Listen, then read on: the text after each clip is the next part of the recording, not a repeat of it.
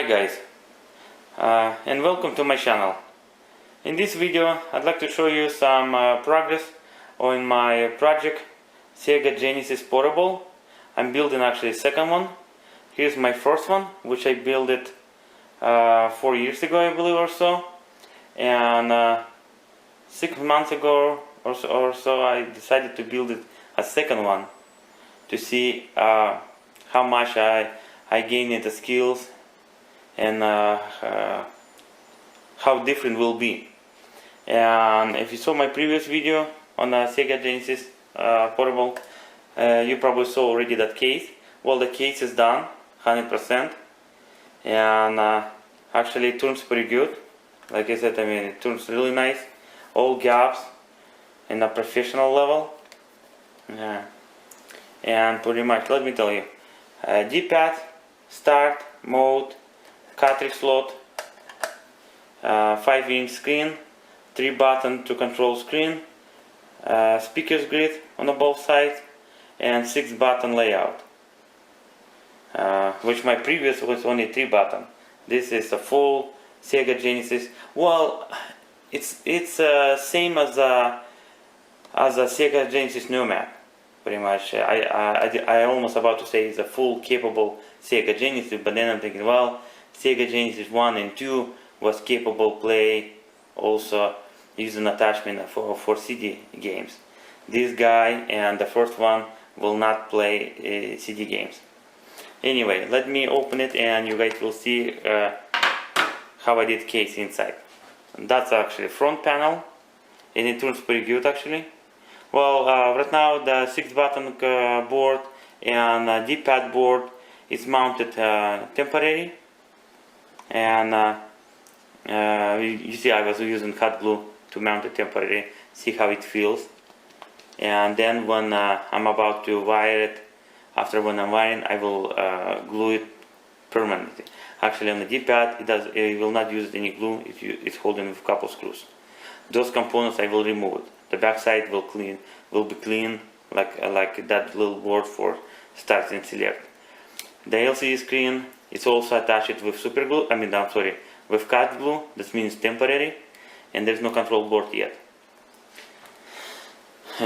Anyway, on the back side you can see. You can tell what I did. Where I glued additional pieces where I bent, but it's my style. It turns pretty good and it's pretty light. Well, my project, like I said, it was it's going actually alright. Not as fast as it should be, or as fast as I wanted. Why? Because last time when I got Sega Genesis 3 main board, the thing is that Sega Genesis was in a rough condition, and when I opened it, it had some corrosion on the back of a board. Pretty much I cleaned it, tested, it was working fine, started removing all, the power switch, reset switch, wiring wires, and then I found it, the board has a glitches. Pretty much the first board, it was not working for me the way it should be. And I kind of start hunting for a second Sega Genesis 3, and then a friend of mine, he donated his Sega Genesis 3. It was in a rough condition also, but I was able to board, clean it, and trim it all contacts on the back, which kind of was sticking out. I make it everything low profile. Send it down right to flat with those rivets, because rivets gonna stay. And trim it connector for 2 players. Well, it was first and second. Now it's only the second player. Like I said, the board I did it run a test over probably 36 hours or so. That's a power, that's our audio and screen, and that's gonna be AVI out. Then I'm gonna show you the controller board. If you ever open a controller, you remember how big the board is.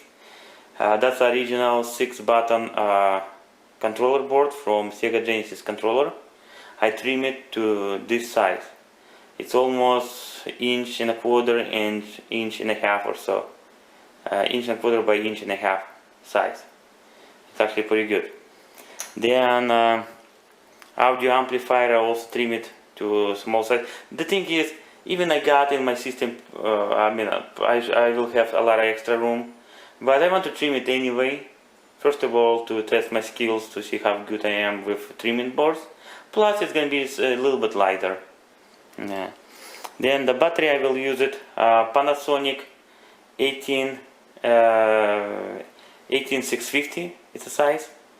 And those cells actually still, it's a use slightly. I ripped the battery, camcorder battery, I will also apart. I found it a really good cell, cycled, and they actually like 95-97% or so. It's a 3100 milliamp. It should last for my Sega Genesis project around 10 hours or so. I will use 2 of them. Then power connector. Now power connector actually, well, that's a male, that's a female. When I'm building my own handheld, I found it something in the middle. Not too tiny connector, because every time when you connect it in and out, it's capable of probably, will break it. And not too big and bulky. This one, I believe, is in diameter like around 3.5 or close to 4 millimeter. And I found it connector from my old, I believe some old cell phone. I rip it apart and I glue it to the plate, and then the plate I will glue it inside the board.